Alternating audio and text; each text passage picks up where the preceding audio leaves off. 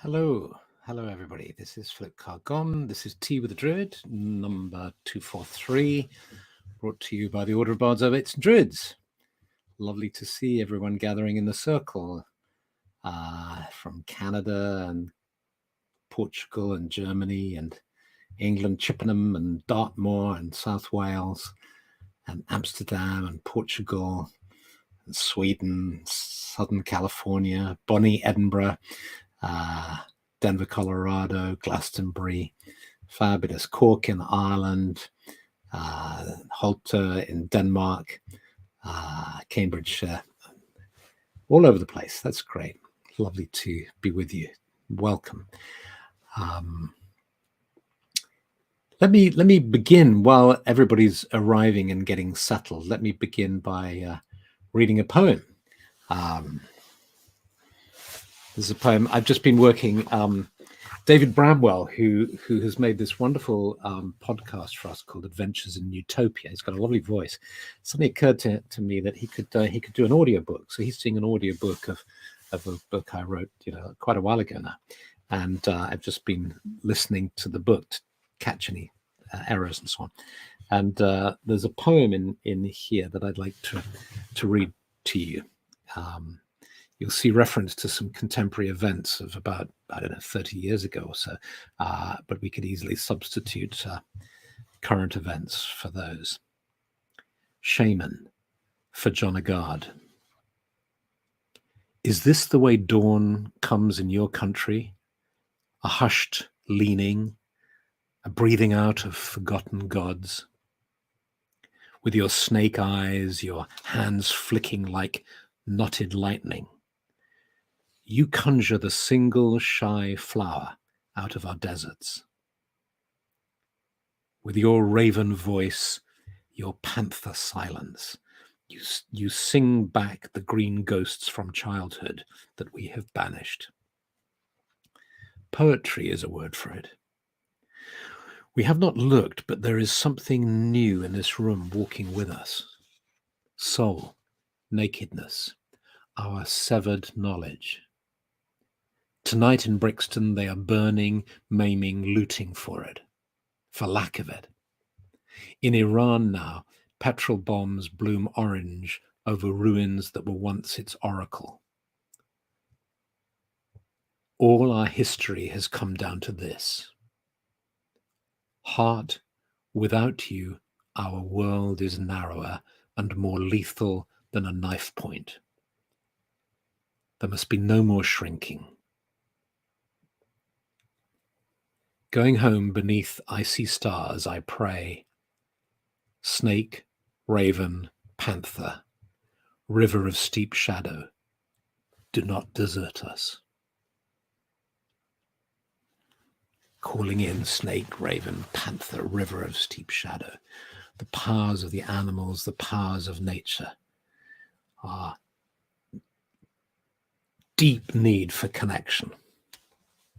Heart, without you, our world is narrower and more lethal than a knife point. There must be no more shrinking. He talks about Brixton, where there were some riots happening back at the time the book was, the poem was published, and Iran, of course, during the war.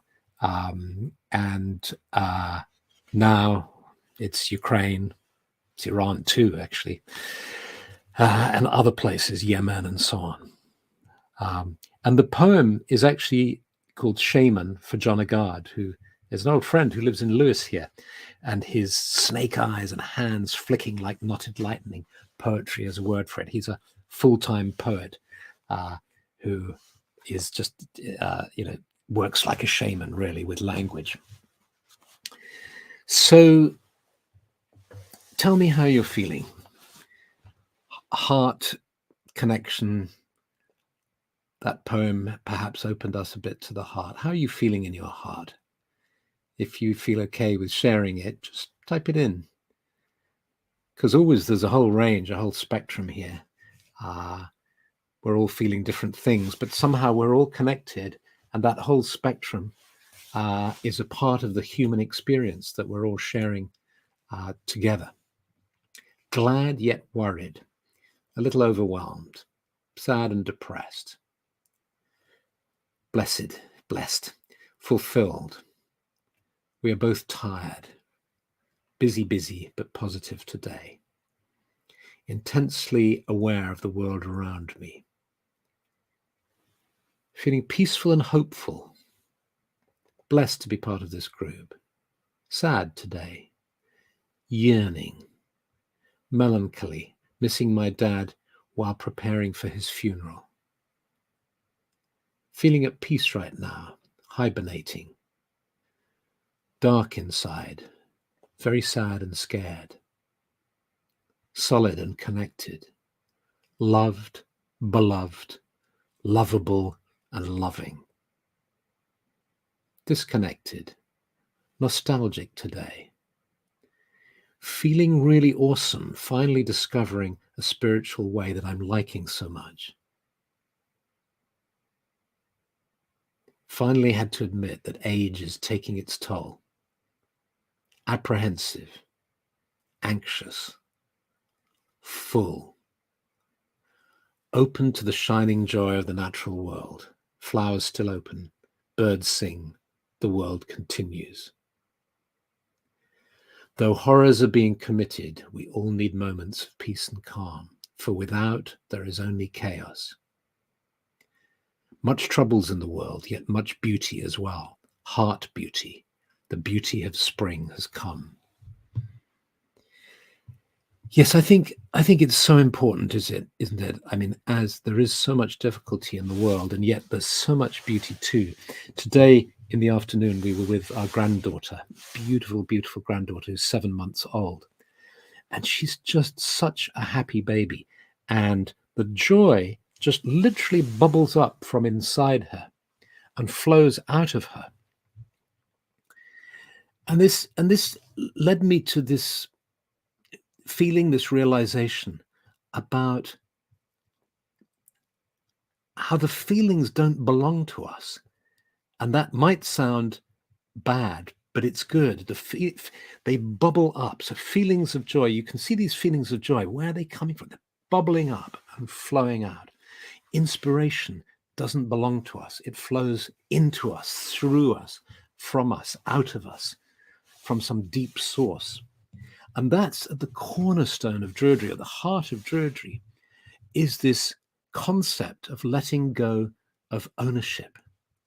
If you let go of ownership, it's a paradox. Like all these things, one has to take into account the opposite as well, to fully own our lives, to own our bodies, to own our feelings, to own our thoughts.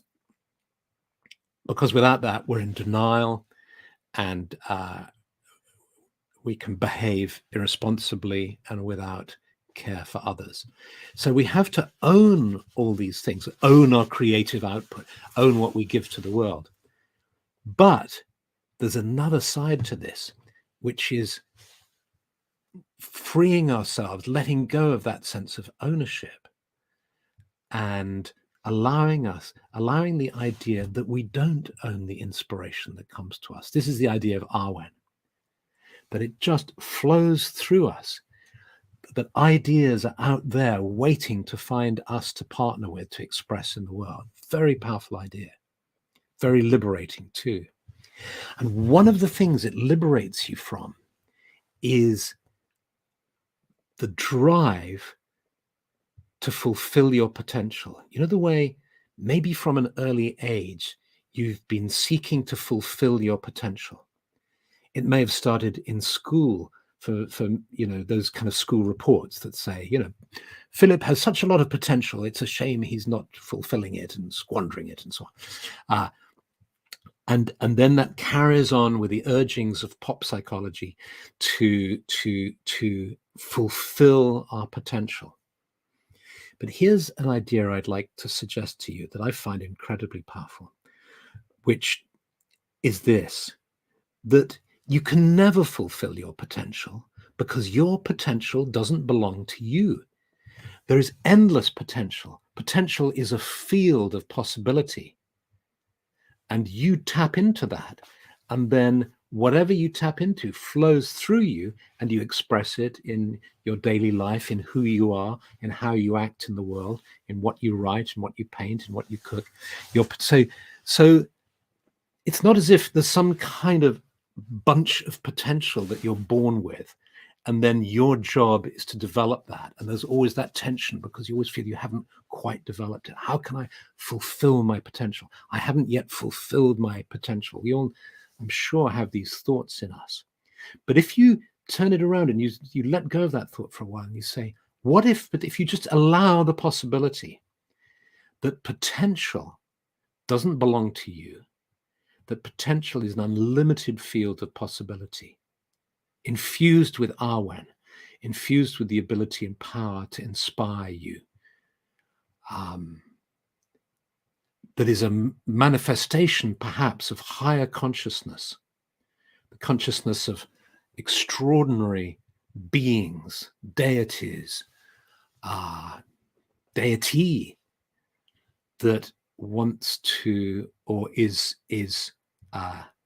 wants to express this through you. Incredibly liberating. I find it incredibly liberating.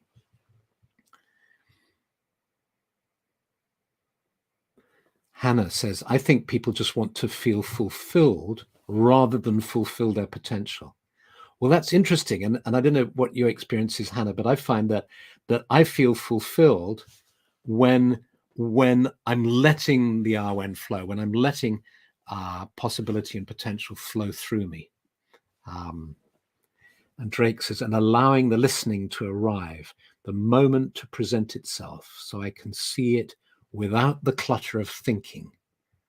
Without the clutter of thinking, I must be directing the play I am in. That's lovely. I'm going to click on that, I think. Yeah, and there we go. We can get it on the screen. Beautiful. Thank you.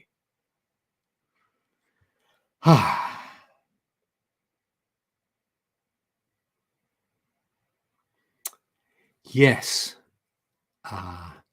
Ruth, relate to this, especially with feeling limited by chronic illness. So this is interesting to look at it, because I think, thank you, Ruth. Yeah, it's like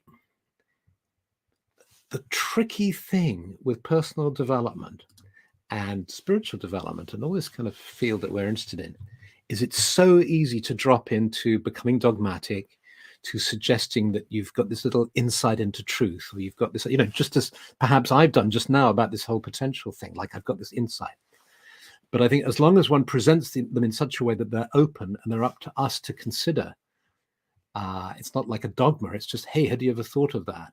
Let's maybe consider this. And is this helpful to you? And I found when the idea came to me, I was working on a course about fulfilling potential, because that's been a strong driver for me for many years of how can I fulfill my potential, a kind of feeling that I've never quite fully expressed myself.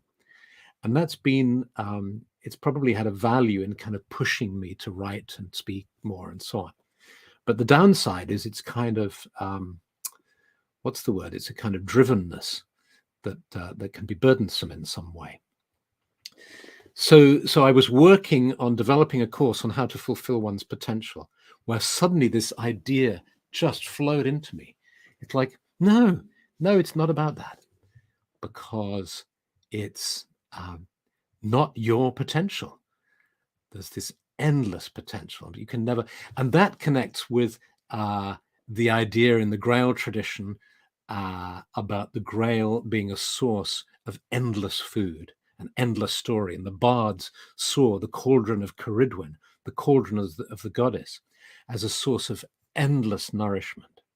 If you can gain access to the Arwen, if you can find your role as storyteller, you'll never run out of stories. Jen Miller's saying that in terms of writing her poetry. As a poet, nothing comes to me when I feel like I'm supposed to be writing, but when I simply stay open to inspiration, ideas come in the most unexpected moments. Exactly. So, yes, so let's now go into a meditation. Let's just allow ourselves to become aware of being seated here and just looking around and perhaps noticing the room around you, around the screen, just becoming conscious of being present. And then also allowing the ability or the possibility that you can enter the liminal space. To do that, it's often easier to close your eyes or to lower your gaze, but you don't have to. You can keep your eyes open. However you choose to do it, if you want to do it, you just allow the sense of being in the sacred grove. Gradually, your awareness of the four walls around you begins to fade. The ceiling above you begins to fade as you become aware of the sky above you. And your awareness of the floor beneath you fades away as you become aware of being seated on the grass in a clearing in the forest. Trees around you, the trees rooted deep in the soil. Feeling grounded and connected to the earth. You sense all the creatures in the earth, all the life in the earth.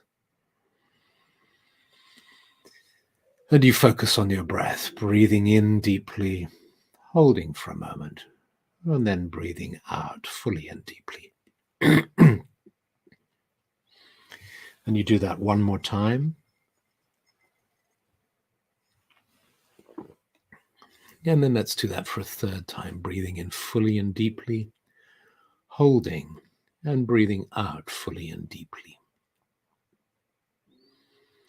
And just sense your whole body now in relation to the sacred grove. So you can sense your body awareness, the field of awareness that is your body, with the various sensory inputs coming in that tells you you're in your body, you're sitting here. And then at the same time, sensing how your consciousness can also embrace an awareness of being seated in a forest clearing.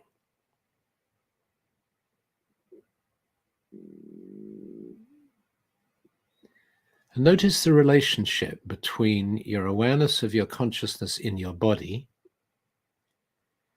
and then your awareness in your consciousness of the clearing, the forest clearing, and the trees around you.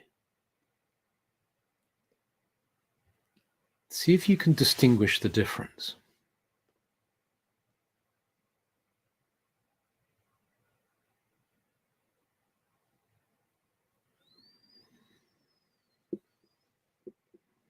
And then as you tune into your breath, just allow your sense of the boundaries between those two levels of awareness to fade, so you really deepen your experience of being in the sacred grove.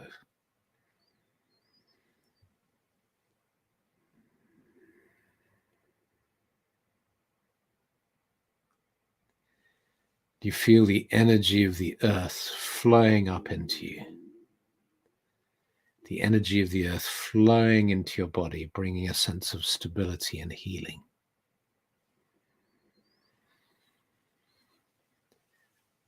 Then you become aware of the trees around you and you sense their protection and their power, their healing and their strength.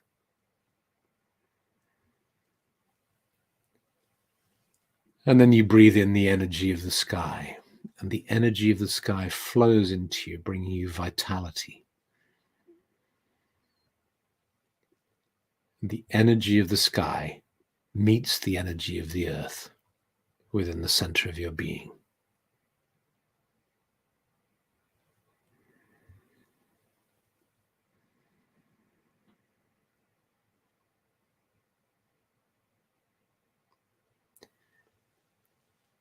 And as you open your inner eyes, you can see these crocuses that are starting to appear, blooming with their beautiful purple, mauve, and white leaves. Petals, I should say, petals.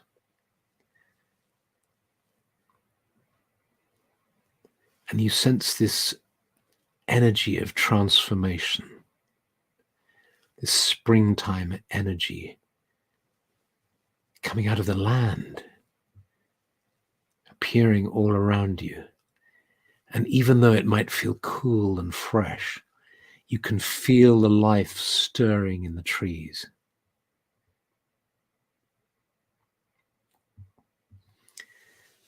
And as you feel connected to this sacred clearing in the woods, imagine placing your hands on the ground with the crocuses growing around, and you can feel the energy of the earth flowing up through the palms of your hands, up your arms, to your heart. And you can feel how some of this springtime energy, this energy of transformation and of growth and of freshness, is flowing into your being. And you know that you only need a little of this energy, just a taste, just a sense of it. Knowing that with this sense of it, you can nurture it and cultivate it within your being. And as you do this, you allow your awareness of your body, your consciousness in your body, to become strong. Gradually, the awareness of the sacred grove gently begins to fade as you bring your hands up to your chest. You might want to do that physically or just in your imagination, but you sense your hands on your heart and your chest. May my heart be blessed. May all our hearts be blessed. May all life be blessed. And gradually you become aware of being seated in front of your screen, fully present here and now. And when you feel ready, you open your eyes, being fully present here and now. Pagan Jester is asking me about the pot that my cacti sits in. Is it a hollowed out rock, or is it just made to look like a rock? Let me show it to you. It's the most beautiful object. This afternoon I was watching 101 Dalmatians with my grandson. I haven't seen it for decades. It's such a lovely film. And you know, it's set, a part of it is set in Primrose Hill. And when we first revived the order in the late 80s, Stephanie and I lived in a flat in Primrose Hill. And beautiful place with a lovely connection to the history of Druidry with Yonomaganu. Was it Yolo? William Davis. Anyway, founding the Eisteddfod up on Primrose Hill, beautiful sacred site looking over London. And I found this in a shop. It's clay. It's the most beautiful clay, and I found it, and it had a cactus in it, and I bought it, and it's been in the dozen or so places that we've lived in ever since over the last 35 years. And I've only had to change the cacti once, last year. Before that, the cacti lived for about 30 years, and then I had to change it. So there it is. So I mentioned crocuses because they're growing outside. They're starting to appear already. We have the snowdrops and the crocuses. So it's really today. And in fact, who was saying that? Somebody's saying, David Jones, here we go. It was the appearance of crocuses today on the carpet of a lawn that brought the sense of beauty. Absolutely. That's exactly it, David. Yeah, that's exactly what came to me. So lovely to hear from you. Yes, so have a wonderful week. It was so good to be with you, and I get so much from these teas. It fills my heart, and I love to feel connected to everybody, and it's wonderful to read your comments. So many, many blessings. Have a wonderful week ahead, and I look forward to seeing you next week. And in fact, I might be in Scotland then. Let me just check that, because yes, I'm going to be in. No, I'll just be back from Scotland, so that's okay. Yeah, I will see you then. Okay, many, many blessings, much love, and see you next week. Okay, bye.